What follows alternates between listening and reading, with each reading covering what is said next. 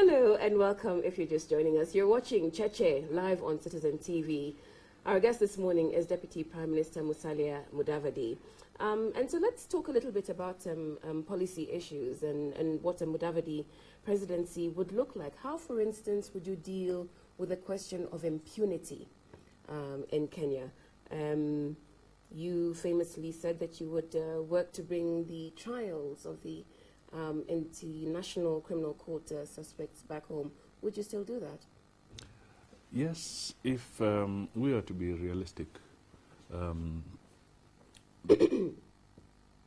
As a nation, it does not do us any, it does not give us any pride to have citizens being tried away from the Kenyan soil. Now, there is a process that would have to be taken into account. And this means that it would have to be both diplomatic and legal to try and deal with this crisis. So my take on this is that it would be important to have a government that can be able to engage with the international community, engage even within the framework of the UN Security Council, so that there can be a deferral on this particular issue. And bearing in mind that we are going through a serious judicial reform process, then these issues can be handled back in Kenya. And this requires, as I said, both legal and diplomatic channels. So it is something I would still pursue. President Kibaki has sent the Vice President a number of missions, and it flopped. Why do you think that can? It does not. That does not mean that other attempts should be made. Let us face it. That if we can transit through this process successfully, based on the new constitution, and then bearing in mind that Kenya is also in a healing process, it's absolutely important that we reconcile ourselves to this, to the situation that we are in, and based on the circumstances that we are coming from.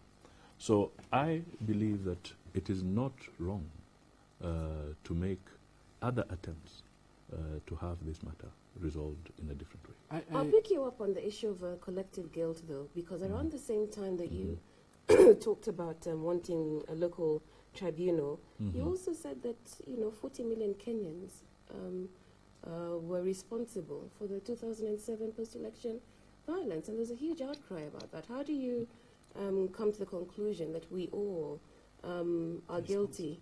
I think let's I get your point, but I want to be able to put it in the right context. When I was saying that, as these things were happening, there was somebody somewhere sending a hate message to another. There was another one seeing something happening and doing nothing about it. There was another one propagating a tribal position on some of these issues. And we all could see some of these things happening. But then at that time, maybe we did not act as we should have acted. That is, responsibly as a Kenyan people. So it is in that context that I said that there is the element of the national shame that emerged from that crisis in 2008, 2007. Now, that is the context in which I was putting this statement. Let me quote what you said. To prosecute 4 people for the sins of 40 million people is preposterous. There is a difference between, say, receiving a text message propagating tribal hatred and deleting it or doing nothing about it, and going out and, say, arming, equipping people to kill each other, or hearing that a massacre is going on and then you're in a position of authority and you do nothing about it. I think let's put it this way. When I talk of national guilt here, let's take it in the right context. I don't know how maybe I have the lack of words here, but what I'm trying to say is that as a nation, for instance, if, for instance, we had a situation where somebody just takes us to war without any justification, Maybe you create an occupation force and somebody goes in to invade a neighboring country for the sake of it or for certain things. Then as a nation, we have to ask ourselves, have we done the right thing to allow that kind of process to take place? So it is in this context that I was saying that what becomes the national guilt and national shame is that collective position where we should have done better and we did not do so. Okay, that is understood, but still, you say to prosecute 4 people for the sins of 40 million people, which suggests, you know, which suggests that you don't believe these 4 people should be on trial. I am not here to judge the 4 individuals, all right? But the question that brings out is this. Are they the only ones? If indeed there's a problem, should they be the only ones? That is the bottom line. But Mheshimiwa, you see, I'm not persuaded by, one, your explanation, and 2, your stand on this whole matter. It seems to be flip-flopping. Looking back, you were in the Orange Democratic Movement. That party took a particular position at different points with regard to the ICC. You are the deputy leader of that party. You were not outspoken at all on this matter of the ICC. I don't remember. Maybe you were internally or through other means, not reported.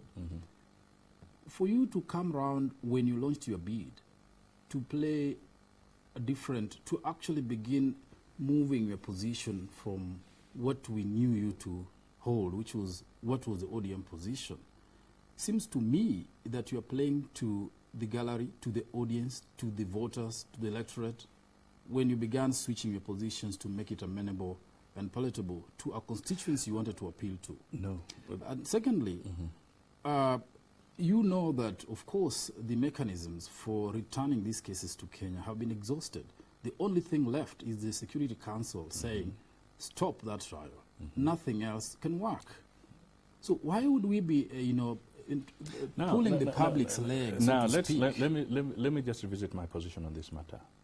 If I was part of the Serena process, yes, okay, and one of the things we lobbied for was a local mechanism. And if you go to the Hansard and look at the vote that I cast, I cast a vote for a local mechanism. So I have been absolutely consistent on this particular issue. At no time did I say that I was voting for this process to take place outside at The Hague. Now, the second issue that I want to state here, and I stated it earlier, is that this would be both a diplomatic and legal process. You've just affirmed it. The Security Council to seek a deferral. Now, how do you get to the Security Council? It is a diplomatic process. You still think there is hope? There is hope. Especially when the cases are proceeding from 11th April, when we'll not even have got you into State House? There's a process, because to engage at the Security Council, these are governments engaging, all right? And there are different mitigating factors at different times. Okay. And then when you say that, of course, one cannot, we cannot incriminate the 4 suspects. But to say that, they're not the only ones. When we in this country, and we know that a lot of the others who committed or are suspected of committed these offenses have not been prosecuted, our own internal mechanisms have not moved at all.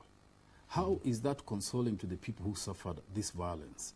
When, in fact, the only attempt to bring impunity to an end, whether it's right or wrong, is also being frustrated by you. That is why that question. What is your commitment to ending impunity? I think let's agree that our judicial process is reforming. And one of the issues is here that needs to come out, and maybe that is the clarity that you need, is that by talking about these 4 individuals, that does not mean that the victims of the madness that reigned at that time should not also have their justice and redress. I think it's absolutely essential. Now, all this brings to fore the fact that the process of investigation, the process of how the legal and judicial system moves on these particular issues is absolutely essential so that this matter can be brought to closure. But there must be justice and there must be fairness. But what pressure are you applying for yourself in your position to ensure that this process actually goes ahead? The local suspects and there's justice for those people who lost. You're not as pronounced on that. I think if you follow very carefully, we have made certain legal provisions in our country. We have changed the judicial process. We have brought in laws that have reformed the police system in this country. And clearly, those are the institutions that must now take up this mantle. Now I want to go back to Parliament and talk about the Constitution Mm-hmm. and what Parliament has done to the Constitution in terms of laws to operationalize various articles in the Constitution. Mm-hmm. And Parliament has failed us miserably. And you are a member of Parliament. Why are you witnessing this thing happening? How has it failed? I mean, let's be a little more specific. Specifically, look at the Chapter 6 and the vetting of candidates. Mm-hmm. It looks like now anybody can be anything. Whereas the Constitution wanted to check about it, things to do with integrity, things to do with education. Now we are going back to a system where we used to do language tests. Again, what you used to do in the 70s and 60s. Because you say everybody can be. You don't need any qualification. Well, this is ridiculous. You see here, the Constitution has not been tampered with. The legislation may be weak to buttress that. Yes. But in terms of the qualifications, for the presidential, the deputy, the governor, and the deputy, it's very clear that is spelled out. That is spelled out in the Constitution. Yes. So where there are issues are these other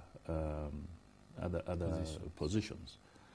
Now, true, on that one I'll admit that the Parliament has flip-flopped on that particular issue.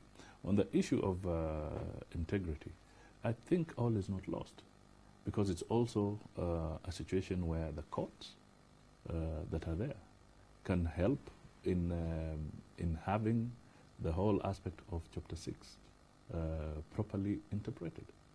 But it's all about the ability of the leader and the commitment, proven commitment. When we look into your track record, people are not seeing the whip against corruption, against impunity. So people are saying Musalia is a soft, nice guy. He will get to office and it will be business as usual. That is really the challenge that you have to prove. That's why they want you to make the president. That make this guy president, life will go on, and that you are being supported by the forces of impunity and the cartels of corruption to continue business as usual. I think How do you answer this? I think that is absolute nonsense. I think you don't try to judge somebody on the basis of those kind of allegations and presumptions, which are propaganda tools being used. I'm not in office as president yet for such an issue to come up. Secondly, what about the other people who are contesting? Let us be realistic. But it applies across many of them. No. I think the position here is this: that the whole issue of saying that somebody is going there to perpetuate impunity and so forth is outrageous. If you look at the issues that I stand for and what I have talked about here, where did I say that I'm seeking public office because I want to perpetuate impunity? That is outrageous. It's wrong. It's false. And it should be dismissed to the contempt it deserves. Impunity, a viewer has sent a text. You cannot surely say that it's unfair to judge only 4. If you know others, why not name them? Secondly, if 5 people steal and maim and only 2 are caught, are you trying to say that we should not prosecute the 2? No. I think very clearly that he's got it wrong. If somebody is guilty, or if somebody is going to be proven guilty, let that due process take place. Nobody's running away from that fact. Whether it is one person who is caught, if there were 10 and it's one person who is caught, but the evidence is made available, then that should be tackled. Secondly, we have also got to realize that as a public individual, as a public, and as an individual, when something is supposed to be investigated, let the due process be followed. They're investigative agencies. I cannot just wake up and say Mr. X is a murderer. Yes. I mean, we have to be realistic here. Yeah, but it's about leadership, oversight. Let's not drag it to that simplistic level. We must be prepared Actually, to know. there's several people who are, are coming across with those sorts of questions. Say, for instance, Haran Dubi.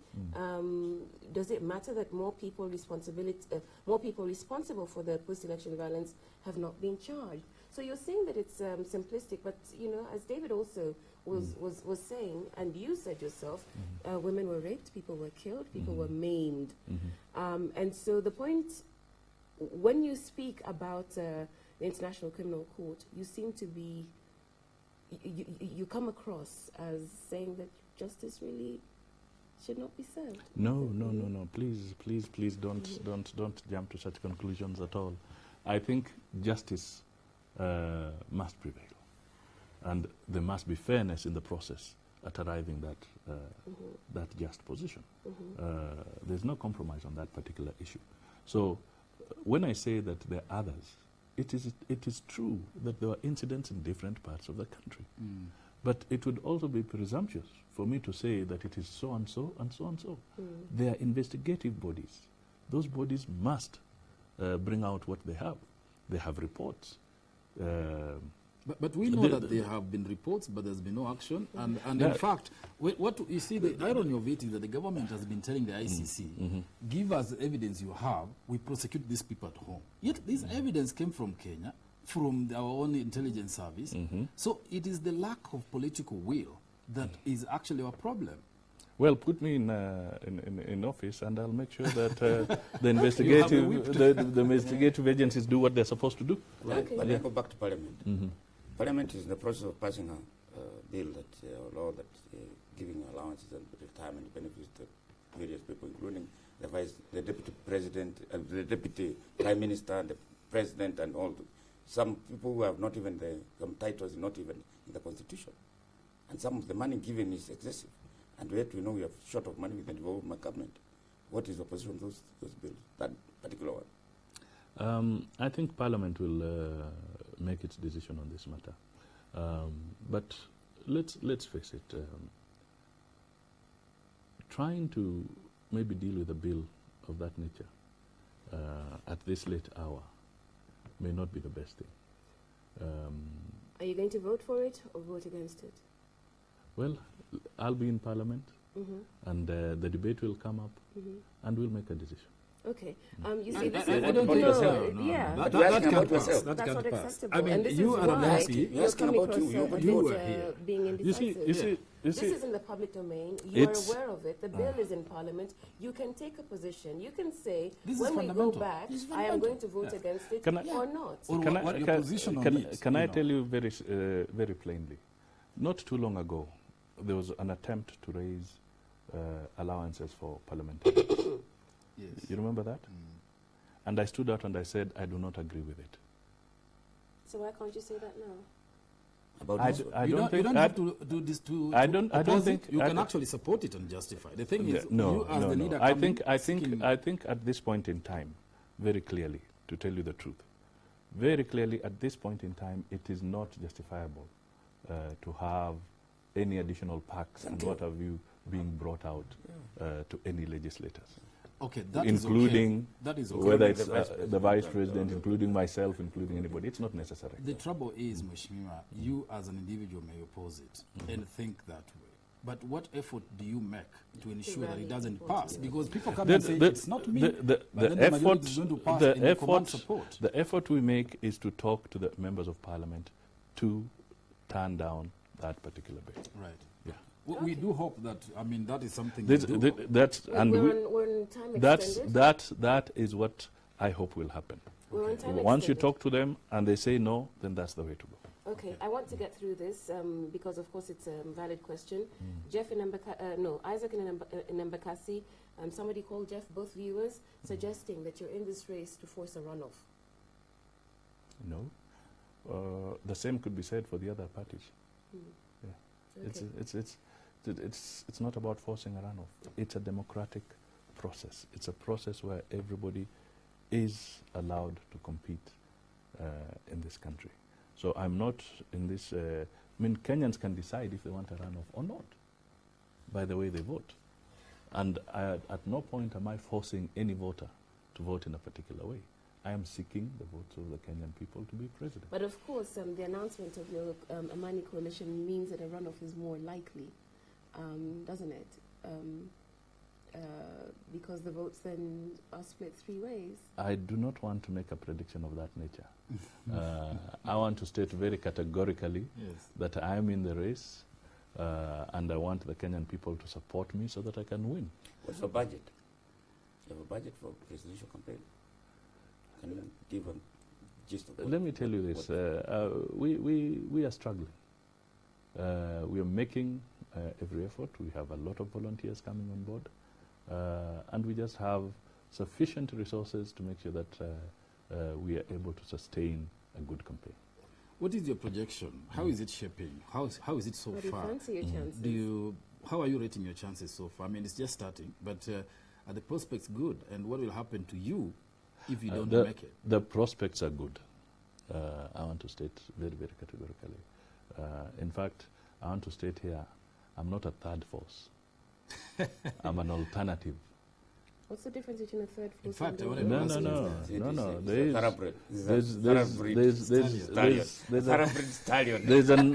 This is very serious. This is an alternative force, okay? Not a third force, because once you say I'm a third force, you're already putting me as number 3. Okay, so I refuse to be tagged as the third force. Really? Yes, we are an alternative force. Okay. All right. Remember, there is something that about you and all the other candidates. There's a section of Kenyans, and I see them on Twitter saying they're tired with the politicians who have been. You have been saying, Raila, for example, should go home. Messi is in now. People are saying, but you have been in here 25 years also. What is new?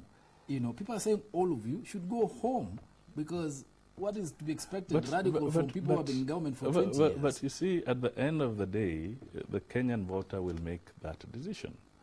They should not deny us our opportunity to articulate our positions and to argue our case and to be persuasive.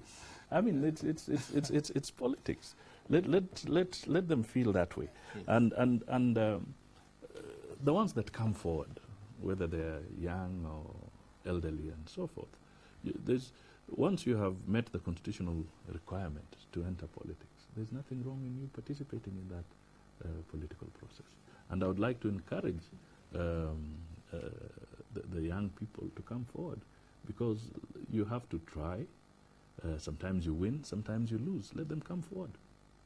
Mutuku in Kitui is actually supporting his position. He says, can people stand up? MM is a Kenyan, and it's not a must for him to support Raila. He has a right to run for office. Go, sir. You are sober-minded. So, of course, the people watching the program who, will vote for you. But others who, again, come back to the issue of indecision, lack strategy and advisors. He's lost the plot and fight even before it started. And that came from Lijodi in Nairobi. What would you say, given this sort of mixed, views about your style? I think it is healthy. I think it is healthy that people have divergent positions. I would not expect a monolithic position about my candidacy and about my style or my approach to things. There are people who will appreciate it and there are others who will not. And that is what we have to respect. Is all lost between you and Jubilee? I think I'm moving ahead with the Amani coalition. And the other political players in the arena today are Kenyans, whether they are within the ODM realm or whether they are within the Jubilee realm. These are all Kenyans.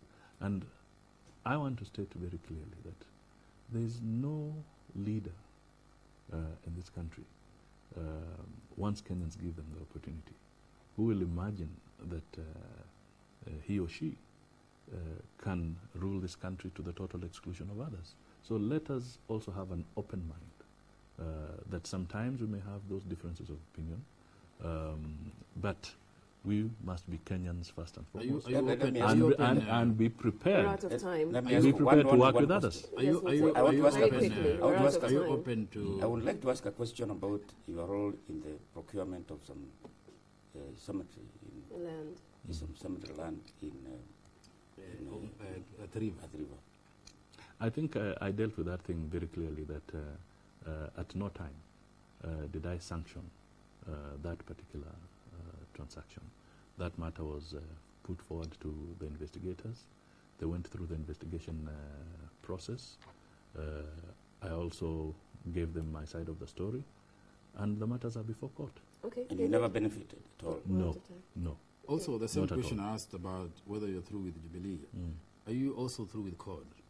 Or you're open to engagements? I'm in the race. I wish them the best. I hope they're wishing me the best in the Amani coalition.